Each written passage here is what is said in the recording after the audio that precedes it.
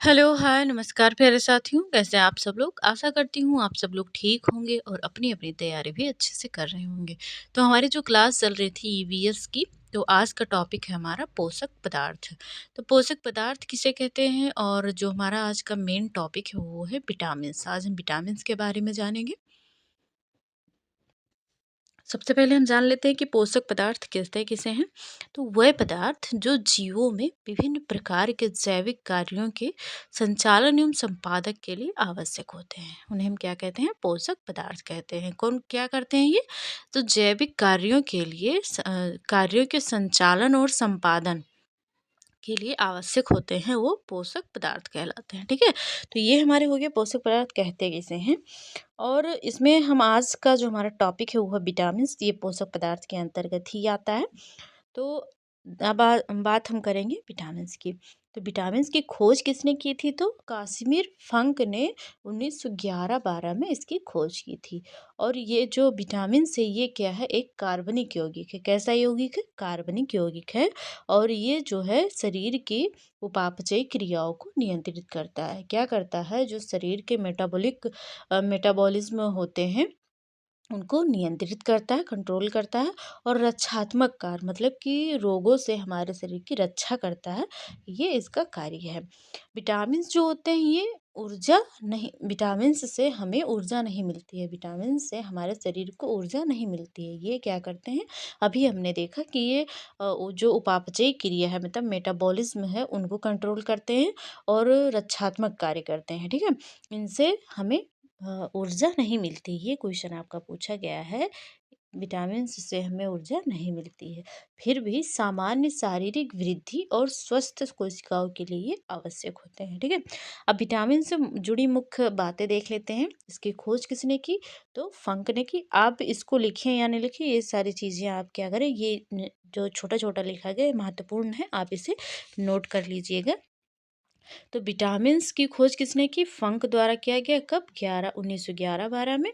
इसकी प्रकृति कैसी होती है? तो ये रक्षात्मक होती हैं, कार्बनिक यौगिक है जिनमें कैलोरी नहीं मिलती है। इनसे हमें कैलोरी मतलब ऊर्जा नहीं प्राप्त होती है। इनका जो महत्व है वो क्या है कि शरीर के उपापचय और रोग नियंत्रण के लिए आवश्यक है। ये हमने आगे देख लिया है। अब हम बात कर लेते हैं कि जो विटामिन्स है इनके प्रकार। अगर विटामिन्स के प्रकार की बात की जाए तो विटामिन होते ही हैं 6 प्रकार के होते हैं। कौन कौन से? Vitamin A, vitamin B, vitamin C, vitamin D, vitamin E और के। लेकिन अगर हम घुलनशीलता के आधार पर देखें तो ये 2 प्रकार के होते हैं। घुलनशीलता के आधार पर कितनी होती है? 2 होती। एक होता है वसा में घुलनशील और एक होता है जल में घुलनशील। तो वसा में जो घुलनशील विटामिन होती है उन्हें कीड़ा कीड़ा के कीड़ा ट्रिक से याद कर सकते हैं। क्योंकि vitamin A, vitamin D, vitamin E और के ये क्या है? ये वसा में घुलनशील हैं। और जल में जो घुलनशील केवल 2 विटामिन है, बीसी। बीसी सखी पानी पी। बीसी सखी क्या करें? पानी में घुल गए, ऐसे याद कर लें। बीस कीड़ा जो है ये वसा को खा गया और बीसी सखी पानी पी गई। बीसी जो सखी थी वो पानी पी गई। ठीक है, ऐसे आप याद कर सकते हैं। तो वसा में घुलनशील ये क्वेश्चन पूछा जाता है, वसा में घुलनशील कौन कौन सी हैं और जल में घुलनशील कौन कौन सी है? तो जल में केवल 2 हैं। ठीक है, जल में केवल 2 विटामिन घुलनशील हैं, बी और सी। और वसा में है 4, ए, डी, ई और के। ठीक है, ये 4 है वसा में घुलनशील। तो आगे देखते हैं हम। और जो बी है इसके होते हैं कितने? 8 इसके कॉम्प्लेक्स होते हैं। V1, V2, V3, V5, V6, V7, V9 और V12। इसमें जो कौन कौन नहीं होते हैं? तो V4 नहीं होता है, V8 नहीं होता है, V10 नहीं होता और V11 नहीं होता है। ये ध्यान रखेंगे। 1 से लेकर 12 तक तो होते हैं, लेकिन 12 में से इसमें 4 नंबर्स नहीं होते हैं। 4, 8, 9 और सॉरी 9 होते हैं, 10 और 11, ये 4 नहीं होते। आप सीक्वेंस में ऐसे याद कर लें। ठीक है,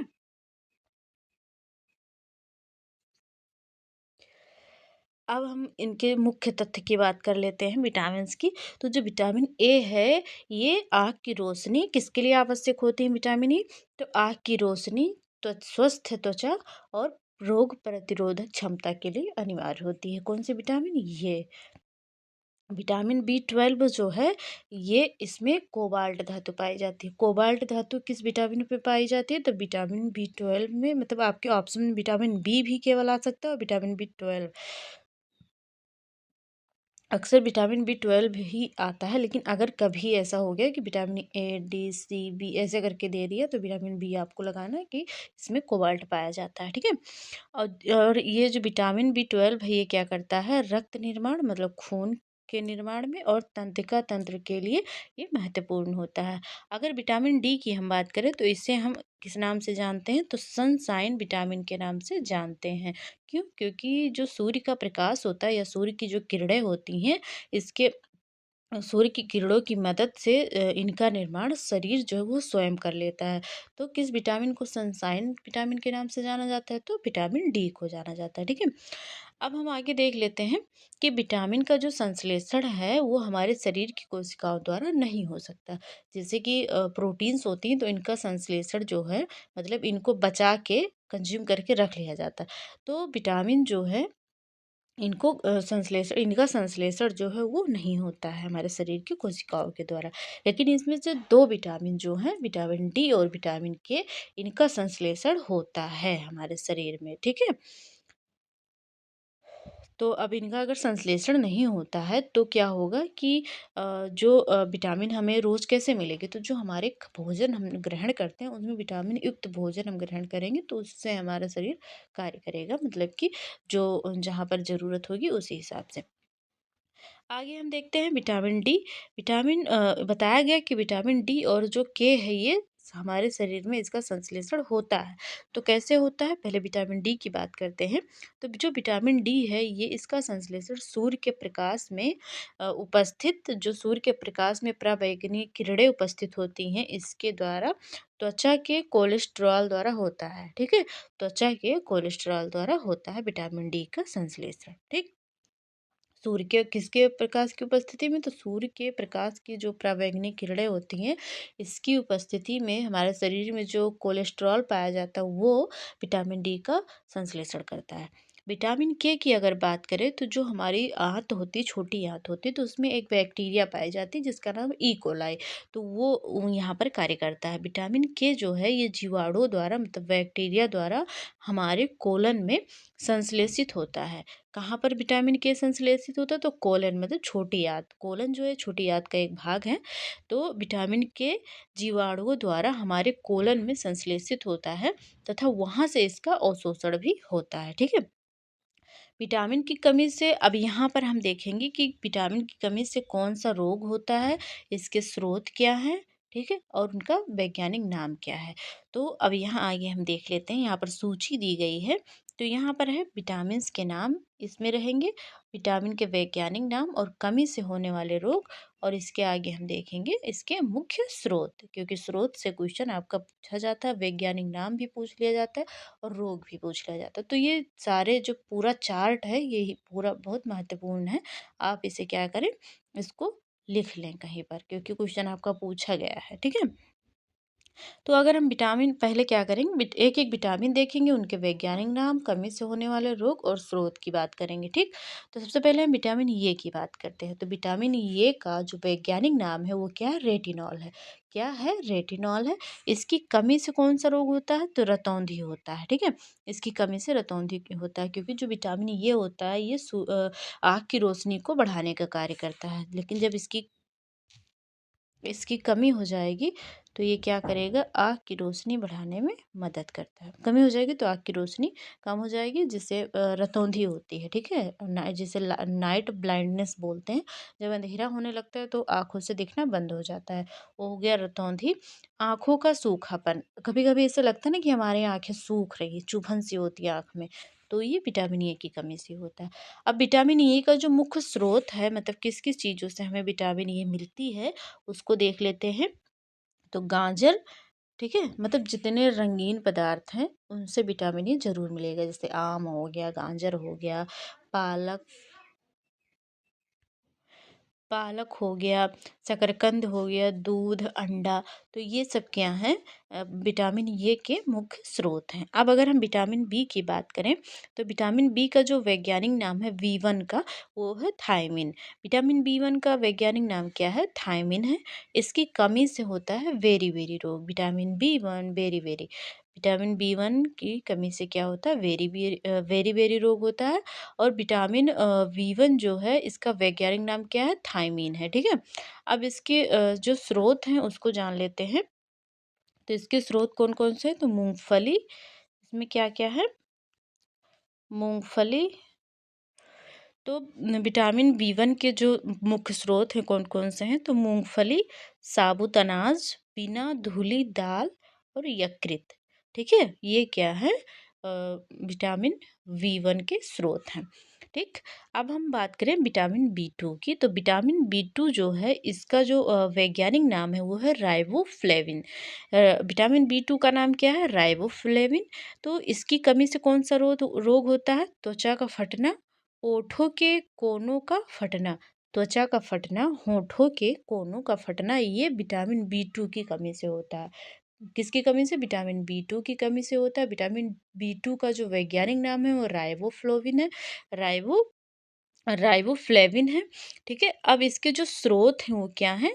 तो खमीर, हरी सब्जियां, दूध, मांस और कलेजी, ठीक है। कौन-कौन से हैं? खमीर, हरी सब्जियाँ, दूध, मांस और कलेजी विटामिन बी 2 के स्रोत हैं। इसकी कमी से होता है होठों के कोनों का फटना और त्वचा का फटना। इसका वैज्ञानिक नाम की हम बात करें तो राइबोफ्लेविन है, ठीक है। तो ये विटामिन बी 2 हो गया। अब हम बात करते हैं विटामिन बी 3 की। तो विटामिन बी 3 का जो वैज्ञानिक नाम हो नियासिन है। क्या है? नियासिन है। इसकी कमी से होता है पेलाग्रा होता है। विटामिन बी 3 की कमी से होता है पेलाग्रा। और कौन सा होता है? त्वचा पर दाद हो जाते हैं। क्या हो जाते हैं? त्वचा पर दाद हो जाते हैं, विटामिन बी 3 की कमी से है। अब इसकी जो इसके जो मुख्य स्रोत हैं वो कौन कौन से हैं? तो मूंगफली, मांस, आलू, टमाटर, पत्तेदार सब्जियां, ये क्या हैं? विटामिन बी 3 के स्रोत हैं। अब विटामिन बी 5 की बात करते हैं। बी 4 नहीं होता है। विटामिन बी 5 है तो इसका जो वैज्ञानिक नाम है वो है पेंटोथेनिक एसिड है। विटामिन बी 5 का जो वैज्ञानिक नाम है वो क्या है? पेंटोथेनिक एसिड है। इससे क्या होता है? इससे कौन सा रोग हो जाता है? तो बाल जो है वो सफ़ेद होने लगते हैं और मानसिक मंदता हो जाती है। क्या हो जाती है? मानसिक मंदता, बालों का सफ़ेद होना, ठीक है। और इसके जो स्रोत हैं वो हैं मांस, दूध, मूंगफली, गन्ना, टमाटर। क्या क्या है? मांस, मूंगफली, गन्ना, टमाटर विटामिन बी 5 के मुख्य स्रोत हैं। मतलब इनसे हमें, जब इन चीज़ों का हम सेवन करेंगे तो हमारे शरीर में विटामिन बी 5 की पूर्ति हो जाएगी, ठीक है। अगर हम विटामिन बी 6 की बात करते हैं तो विटामिन बी 6 का जो वैज्ञानिक नाम है वो पायरिडॉक्सिन है। क्या है? विटामिन बी 6 का वैज्ञानिक नाम है पायरिडॉक्सिन, सिक्स सिन, ठीक है। और इसकी कमी से होता है एनीमिया। एनीमिया जैसे खून की कमी जब हो जाती है तो उसको बोलते हैं एनीमिया, त्वचा रोग। एनीमिया और त्वचा रोग इससे होता है, विटामिन बी 6 की कमी से होता है। अब विटामिन बी 6 के जो मुख्य स्रोत हैं, मतलब जिनसे हमें प्राप्त होती है, वो कौन कौन से हैं? तो यकृत है, मांस, अनाज और दूध, ये विटामिन बी 6 के स्रोत हैं, ठीक है। अगर विटामिन बी 7 की हम बात करें तो विटामिन बी 7 का जो वैज्ञानिक नाम है वो है बायोटीन। विटामिन बी 7 का जो वैज्ञानिक नाम है वो क्या है? बायोटीन है। इसमें क्या होता है? इसकी कमी से होता है शरीर में दर्द। विटामिन बी 7 की कमी से क्या होता है? शरीर में दर्द, बालों का झड़ना और लकवा, ये विटामिन बी 7 की कमी से होता है। और इसके मुख्य स्रोत कौन से हैं अगर हम इसकी बात करें तो इसके जो स्रोत हैं वो हैं मांस, अंडा, दूध, मेवे जैसे कि काजू, बादाम, अंजीर, पिस्ता, ये सब हो गए मेवे के अंदर, और ये विटामिन बी 7 इसमें पाया जाता है। अगर हम विटामिन बी 9 की बात करें, 8 नहीं होता है। विटामिन बी 9 की बात करें हम तो इसका जो वैज्ञानिक नाम है वो फोलिक एसिड है। क्या है? फोलिक एसिड है। फोलिक एसिड है, इसकी भी कमी से क्या होता है? एनीमिया हो जाता है। इसकी कमी से क्या हो जाता है, एनीमिया हो जाता है। ठीक है। और पेचिस रोग होता है, विकास में कमी आती है। क्या होता है, विकास में कमी आती है। अगर हम इसके स्रोत की बात करें, विटामिन बी नाइन का जो वैज्ञानिक नाम है वो क्या है, फोलिक एसिड है। विटामिन बी नाइन का नाम क्या है, वैज्ञानिक नाम है फोलिक एसिड। ठीक है, फोलिक एसिड है। और इसकी कमी से रोग कौन सा होता है वो देख लेते हैं। तो इसकी कमी से होता है एनीमिया, जिसे हम बोलते हैं खून की कमी। पेचिस रोग, विकास में कमी, शरीर के विकास में कमी आ जाती है। अब इसके जो स्रोत हैं विटामिन बी नाइन के, वो कौन कौन से हैं, तो हरी हरी पत्तेदार सब्जियां, दाल और अंडा इसके स्रोत हैं। ठीक है। अब विटामिन बी ट्वेल्व की अगर हम बात करें, तो विटामिन बी ट्वेल्व का जो वैज्ञानिक नाम है वो है साइबोकोबालामिन। इसमें हमने सबसे पहले ही आपको बताया, इसमें कोबाल्ट धातु पाई जाती है विटामिन बी ट्वेल्व में। और इसकी कमी से होता है एनीमिया। एनीमिया जो होता है ये इसकी कमी से होता है। और पांडु रोग पीलिया को कहा जाता है। और एक बात और आप ध्यान रखेंगे कि जो विटामिन के है, सॉरी के नहीं, माफ़ करिएगा, एनीमिया, हाँ, मुझे के का याद आ गया था। तो विटामिन बी ट्वेल्व की कमी से होता है एनीमिया, मतलब खून की कमी। पांडु रोग मतलब पीलिया, इससे होता है। और इसके जो मुख्य स्रोत हैं वो कौन कौन से हैं, तो मांस, मछली, यकृत, दूध, पनीर, ये क्या हैं इसके स्रोत हैं। विटामिन बी ट्वेल्व के जो स्रोत हैं, मांस, मछली, यकृत, दूध, पनीर। ठीक है, ये विटामिन बी ट्वेल्व के हैं। अगर हम बात करें विटामिन सी की, तो विटामिन सी का जो वैज्ञानिक नाम है वो है एस्कॉर्बिक एसिड। विटामिन सी का जो वैज्ञानिक नाम है वो क्या है, एस्कॉर्बिक एसिड। ये खट्टे पदार्थों में पाया जाता है। और इसकी कमी से होता है स्कर्वी रोग। स्कर्वी जो होता है वो विटामिन सी की कमी से होता है। मसूड़ों का फूलना, ये भी विटामिन सी की कमी से होता है। अगर इसके हम स्रोत की बात करें, तो मैंने आपको बताया कि जितने भी खट्टे पदार्थ होते हैं उसमें विटामिन सी पाया जाता है, जैसे संतरा, नींबू, आंवला, खट्टे फल। ठीक है। अगर हम विटामिन डी की बात करें, तो इसका जो वैज्ञानिक नाम है विटामिन डी का वो है कैल्सीफेरॉल। विटामिन डी का जो वैज्ञानिक नाम है वो क्या है, कैल्सीफेरॉल है। इसकी कमी से होता है रिकेट्स, जो ये बच्चों में होता है। इसमें क्या होता है कि बच्चे की जो हड्डियां हैं ये धनुष के आकार की हो जाती हैं। जैसे पैर का आप देखे होंगे कि जो जिन बच्चों में रिकेट्स होता है ना, उनके पैर ऐसे होते हैं, ऐसे ऐसा लगता है कि धनुष जैसे है। ठीक है, इनके पैर इस तरह हो जाते हैं, मतलब कि उनके दोनों पैरों के बीच में काफ़ी गैप हो जाता है। ठीक, इसमें जो हड्डियां हैं वो कमज़ोर हो जाती हैं। अब विटामिन डी के जो स्रोत हैं वो कौन कौन से हैं, तो सूर्य की रोशनी, मछली का तेल, दूध और अंडा, इसमें विटामिन डी पाई जाती है। अब विटामिन के की अगर हम बात करें, तो विटामिन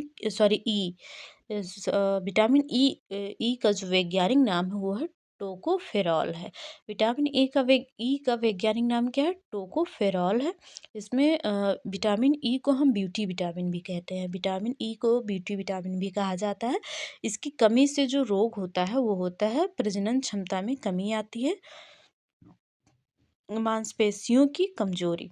इससे क्या होता है, मांसपेशियों की कमजोरी मतलब मांसपेशियों में कमजोरी आ जाती है, प्रजनन क्षमता में कमी होती है। और ये हमें विटामिन ई किससे प्राप्त होता है, तो अंकुरित अनाज, हरी पत्तेदार सब्जियां और वनस्पति तेल, ये क्या है, इसके स्रोत हैं। अगर हम बात करें विटामिन के की, तो विटामिन के का जो वैज्ञानिक नाम है वो फ्लिक्यूबिनोन है। क्या है, फिलोक्यूबिनोन है विटामिन के का। और इसमें क्या होता है, रक्त का थक्का ना जमना। विटामिन के की कमी से क्या होता है, जब कहीं पर हमें कट लग जाता है ना, तो खून जमता, जैसे देखते होंगे कि कहीं कट लगा तो आपने अगर उसको साफ नहीं किया है तो वो क्या होता है, वहीं जम जाता है। ठीक है, तुरंत जैसे थोड़ा सा निकला तो फिर जम जाएगा। लेकिन जब विटामिन के की कमी हो जाती है हमारे शरीर में, तो रक्त बहता रहता है, उसमें थक्का नहीं जमता है। ठीक है, तो ये हो गया विटामिन के की कमी से रोग, रक्त का थक्का न जमना। अब इसके जो स्रोत हैं वो कौन कौन से, तो हरी पत्तेदार सब्जियां, टमाटर, सोयाबीन तेल, ये क्या हैं, इसके स्रोत हैं। अब कुछ ध्यान देने योग्य बातें हैं विटामिन के बारे में, उसको जान लेते हैं वो कौन क्या-क्या हैं। तो विटामिन के प्रकार मुख्यतः 2 रूप से 2 प्रकार के होते हैं। ये तो हम देख ही चुके हैं, जल में घुलनशील और वसा में घुलनशील। अब हम थोड़े खनिज लवण के बारे में बात कर लेते हैं। तो इसको हम अगली वीडियो में अपना कवर करेंगे। खनिज लवण रहेगा, प्रोटीन और कार्बोहाइड्रेट, ये हम इसमें कवर करेंगे, अगली वीडियो में हमारा रहेगा। तो जैसे खनिज लवण का इसमें कैल्शियम के लिए सॉरी, हड्डियों के लिए कौन सा खनिज होता है? तो कैल्शियम होता है। खून के लिए आयरन, घेघा रोग से बचाव के लिए आयोडीन नमक का यूज किया जाता है, जो कि एक खनिज लवण है। ठीक है, तो ऐसे ही सारी चीज़ें ये महत्वपूर्ण खनिज हैं। और इसके बाद में जो हमारा टॉपिक रहेगा वो रहेगा विटामिन, सॉरी, विटामिन तो हो गया, प्रोटीन और कार्बोहाइड्रेट के बारे में हम पढ़ेंगे, क्योंकि यहाँ से आपका क्वेश्चन बनता है इन सारे टॉपिक से। ठीक है, तो चलिए मिलते हैं अगली वीडियो में। और हाँ, मैंने आपको टॉपिक बता ही दिया है कि कौन सा टॉपिक हमारा रहेगा। तो आशा करती हूँ आपको वीडियो पसंद आई होगी और आपको पढ़कर अच्छा भी लगा होगा। तो चलिए मिलते हैं अगली वीडियो में। आज के लिए इतना ही। धन्यवाद।